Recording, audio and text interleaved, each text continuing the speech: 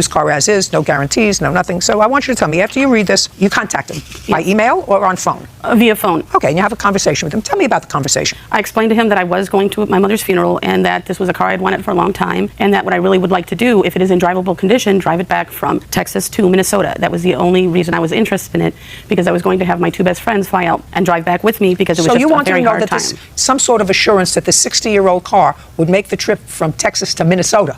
My geography is so bad. How many miles is that? It's about 1,300 miles. That's a lot of miles. Yes. It's not like going to the grocery store, which is what most people do with an antique car. Go to the grocery store, take it and hang out, and let other people look at it, go to shows.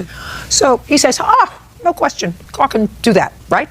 So you make the trip there. Yes. You get there, the car's not running. That's correct. He says he needs some money to get the car in running condition. Correct. So you give him how much money? I gave him $500 in advance towards the car itself, because he promised that is what it would take to get it ready to drive to Minnesota. Okay, so he was giving you the car for $7,000, less $500. Correct. Okay, so what you had done at that point was, when you gave him the money, that deal was executed. Yes. So you purchased the car. No, I apologize. I said, this is toward the $500 towards the car. I have the checks for you. And then he started changing things. So I said, but I also need to make sure it's up and running and bring it to the actual gentleman who needs to look at the car. He wouldn't let me do that. I admit I was thinking with emotions and heart and not listen to smart. me. What I'm telling you is, from a legal perspective, if you came to terms on the price of the car, which was $7,000. Yes, that is accurate. You gave him $500. That is correct. Which is what you want him. back from him. You gave him $500 because he said, I can get the car up and running, but you have to give me part of the purchase price in order to do that. I felt for him because he said he needed the money for his daughter's quinceañera. Yes.